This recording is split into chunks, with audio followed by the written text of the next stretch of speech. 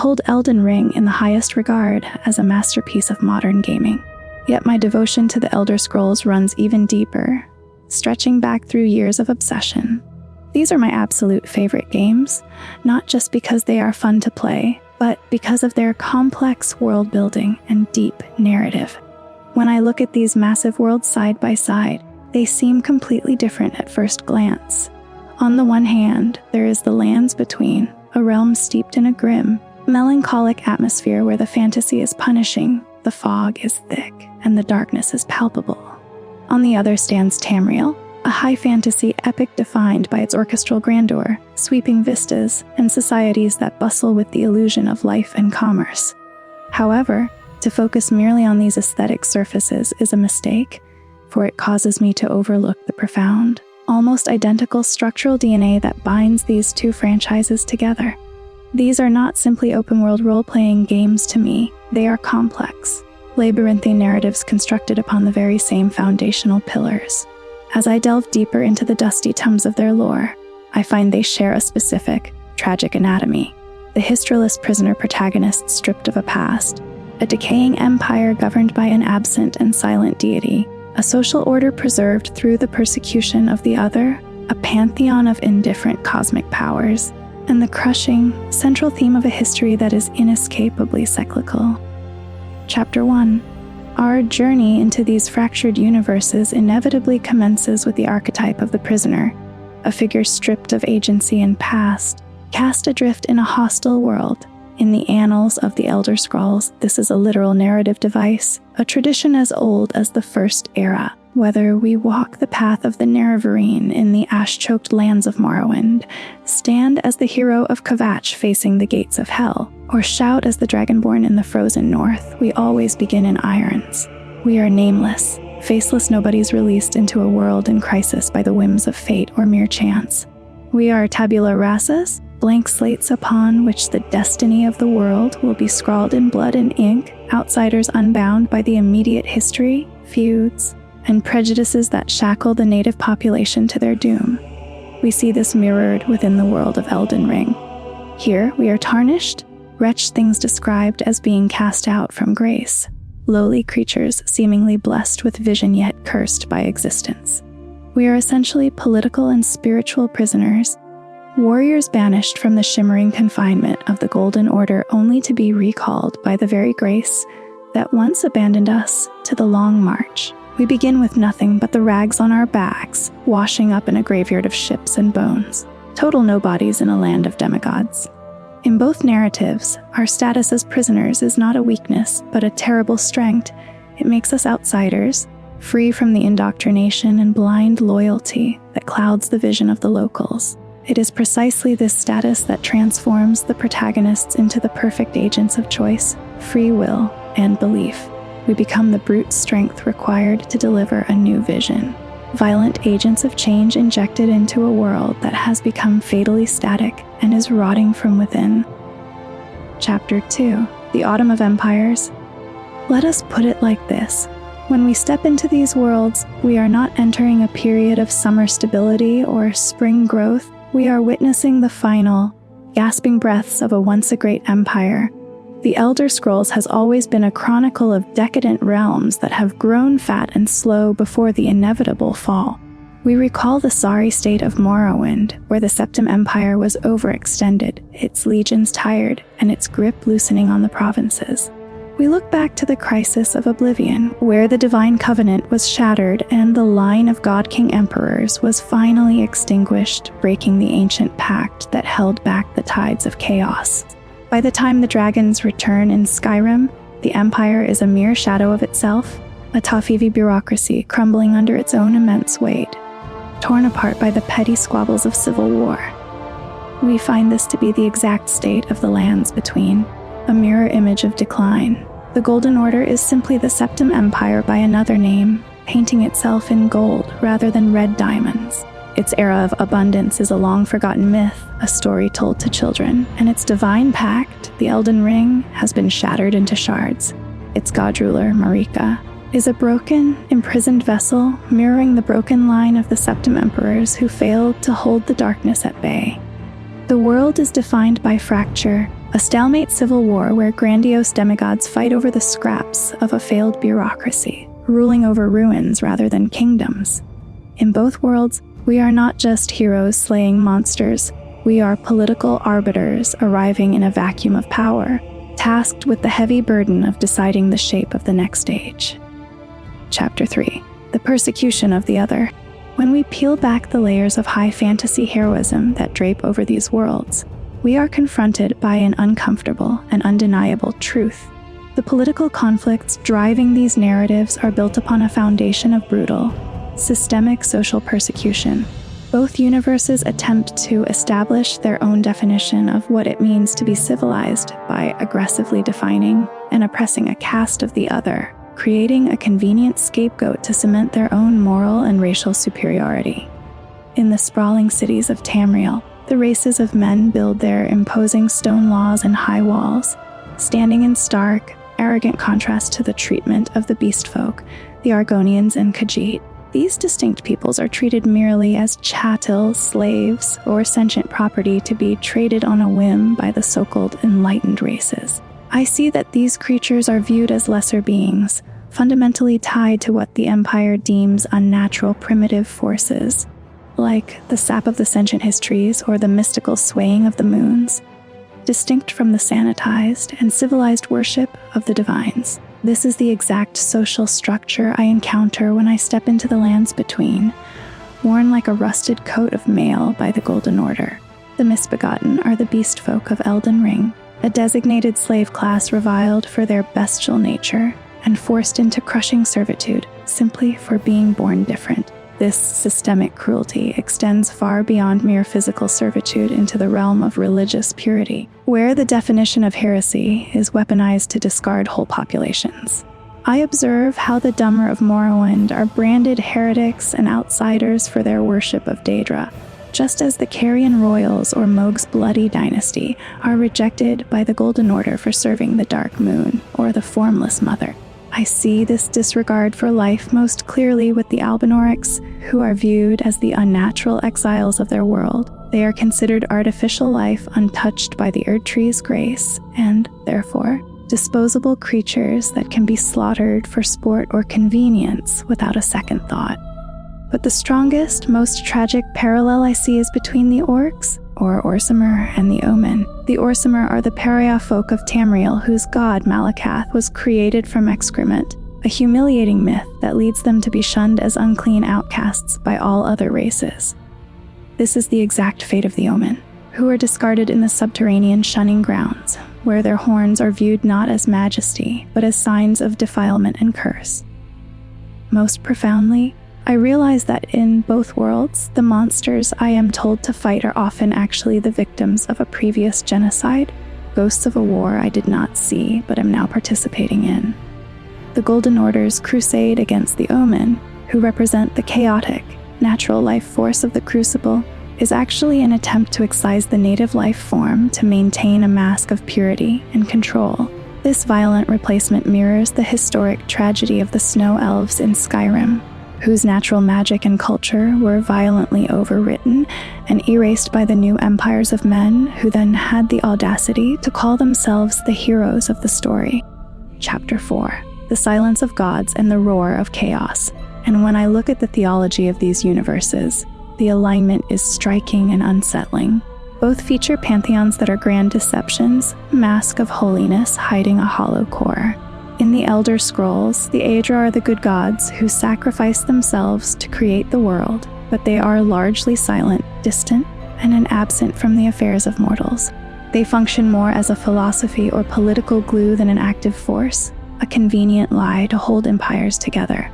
This is a one-attune parallel with the greater will in Elden Ring, a slumbering, indifferent force that is effectively an absent god, leaving its children to rot.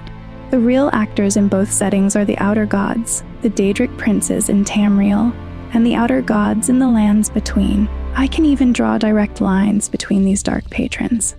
Hermaeus Mora and the Frenzied Flame both represent forbidden insight that reveals existence is a mistake, a knowledge that brings madness to the beholder. Similarly, Molag Bal and the Formless Mother are both defined by domination, violation, and a terrible craving for souls and wounds.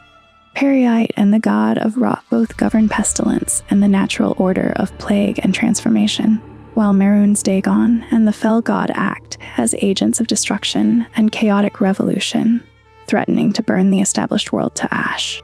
Furthermore, both worlds feature false gods who usurp power to enforce their rule upon the masses. The tribunals in Morrowind are mortals who stole divinity to present themselves as the one true faith, living gods who are ultimately frauds. This is the exact role of the Two Fingers in Elden Ring. Not gods, but scheming aliens, interpreting the will of an absent deity using propaganda to control the populace.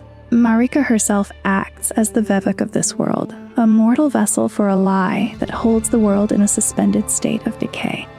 Chapter 5. The Divine Enantiomorph. Perhaps the most specific and esoteric parallel, as I have previously discussed in Radagon's video. There are lies in the nature of divinity itself, specifically regarding the structure of the God King. In my exploration of the uneven history of Elden Ring, the union of Marika and Radagon is often viewed as an alchemical rabbi, a fusion of the Red King, Radagon, and the White Queen, Marika. However, I believe this structure, where opposing principles are reconciled into a single divine being, maps directly onto a concept that is fundamental to the deep, metaphysical lore of the Elder Scrolls, the Enantiomorph. And in the complex metaphysics of the Elder Scrolls, the Enantiomorph is a recurring pattern of king, rebel, and observer, a cosmic dance of usurpation and unity. The most famous example of this is, of course, Tiber Septim, the man who ascended to become the god Talos. Talos, however, is not a singular individual. Rather, he is understood to be an amalgamation of three distinct personalities: the warrior Hylti Earlybeard, the battle mage Durin Arctis, and the Ash King Wulfirth. These disparate, often warring figures merge together to form the singular god-hero, worshipped by the Empire, or more specifically, the Nords. I see this mirrored perfectly in the Marika-Radagon dynamic. Just as Tiber Septim is a fusion of clinking souls, Marika and Radagon represent opposing forces, the passive material versus the active aggressor, that culminate in a single, unified entity. They are the warring figures of the Enantiomorph. Marika shatters the ring, the rebel, while Radagon attempts to repair it, the king, yet they are indistinguishable as the vessel of the Elden Ring. This confirms to me that both franchises operate on the same specific theological rule. True godhood is not singularity, but the violent fusion of fractured selves. Chapter 6. The Porous Sky and the Horror of the Outside. Beyond the immediate political dramas, I find that the very structure of these universes evokes a unique, shared sense of cosmic dread. It is not just that these worlds are dangerous, it is that they feel porous, dangerously exposed to an uncaring cosmos that constantly bleeds into them. In the Elder Scrolls, the universe is often described as a series of layers, where the stars above are not suns in the traditional sense, but literal holes torn in the fabric of reality by fleeing spirits. This leads to a fascinating divergence in how these cultures approach the void, the space race versus the falling sky.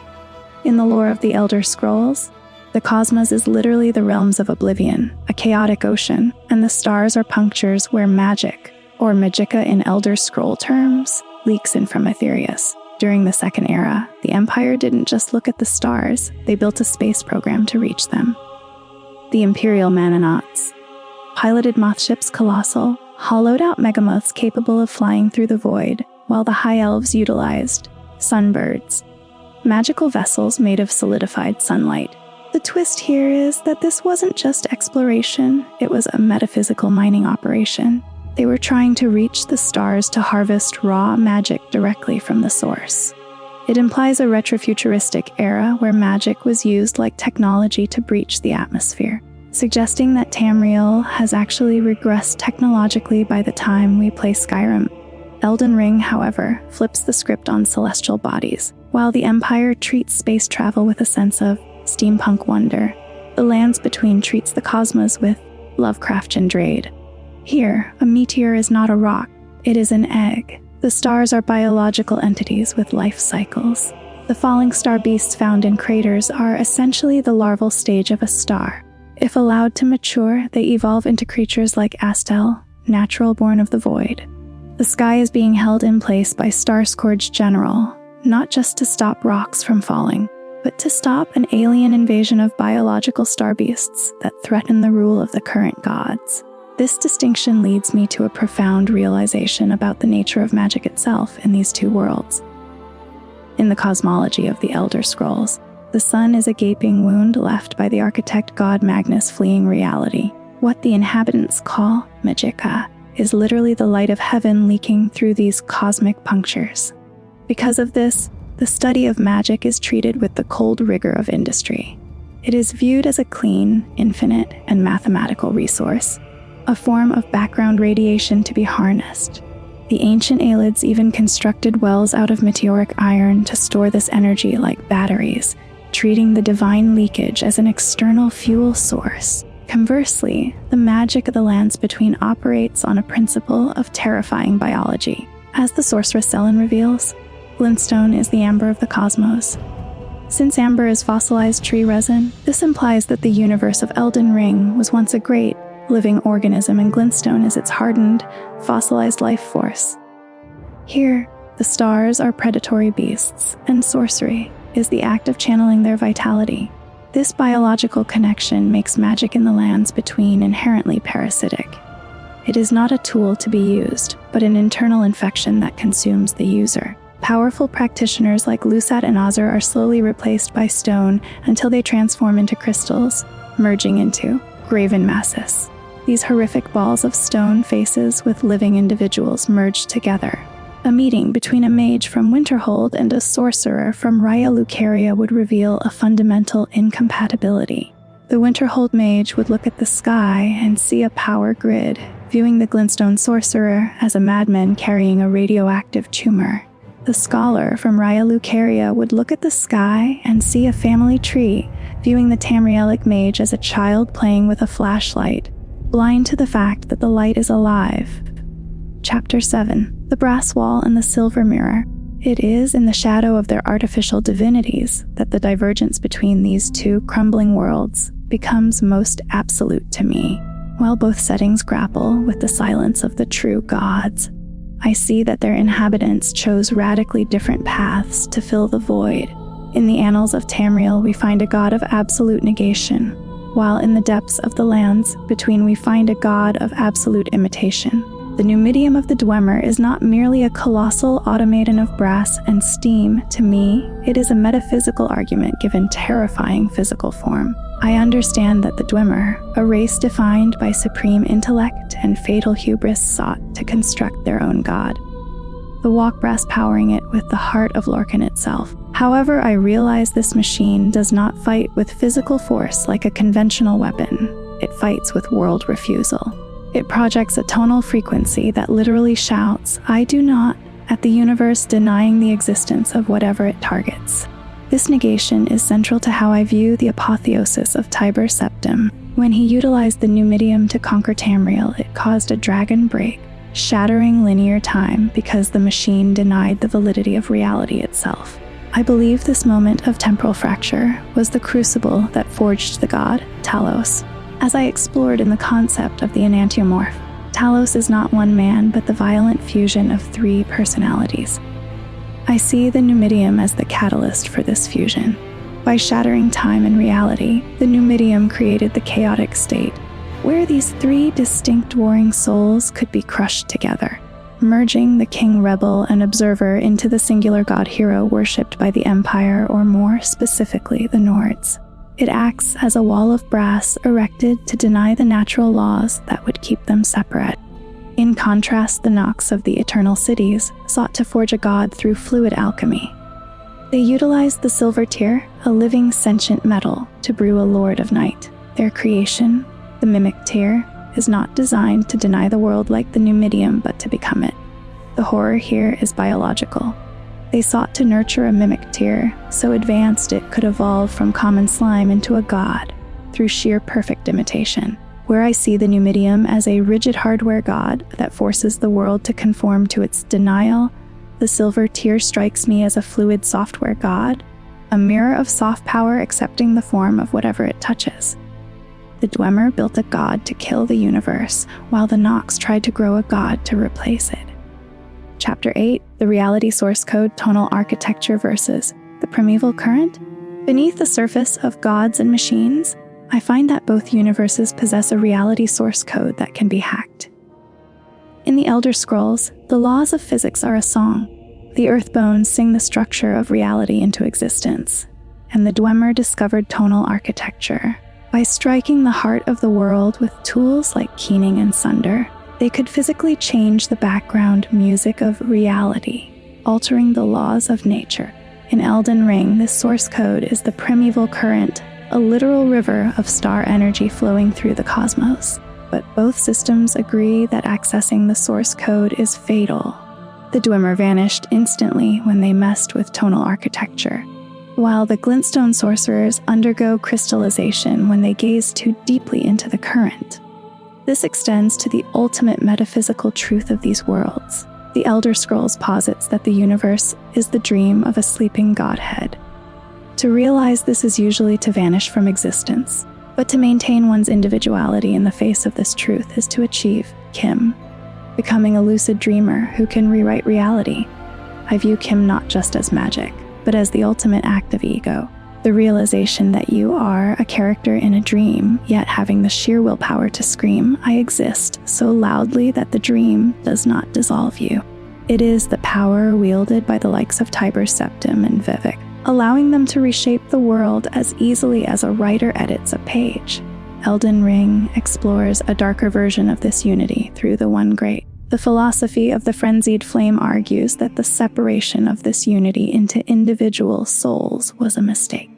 The Three Fingers do not want you to control the dream. They want you to wake up by setting the bed on fire. Where Kim seeks to master the dream while retaining the self, the Frenzied Flame seeks to burn the dream down, melting all disparity back into a singular, chaotic soup. Chapter 9, the cycle of the Petrified Sky. If one were to finally merge these terrifying cosmologies into a single image, the result would be a cycle of profound cosmic horror that bridges the gap between industrial science and parasitic biology. This hypothetical hybrid reality begins with the traumatic origin of the cosmos, found in the Elder Scrolls, a universe where a creator god flees existence, tearing a massive hole in the sky in an act of abandonment. In Tamriel, this wound is the sun left by the architect god Magnus, which allows the light of heaven to leak through as Marika. However, in this nightmare synthesis, the physics of the lands between take hold. Instead of pure industrial light leaking through this celestial puncture, the visceral biological matter of the void bleeds into the world. In this amalgamated world, the magic that mortals desperately harness is revealed to be the actual blood of the god, who tried to abandon them. This aligns with the revelation from sorceress Selene, that the universe itself was once a living organism, and magic is its fossilized life force. Consequently, the usage of this power exacts a grim physical toll that mirrors the parasitic nature of the primeval current. Mages who draw upon this power would not merely exhaust a mathematical resource or run out of mana as they do in the Empire industrial view of magic. Instead, by channeling the vitality of predatory stars and the blood of the void, they would invite an internal infection that consumes the user.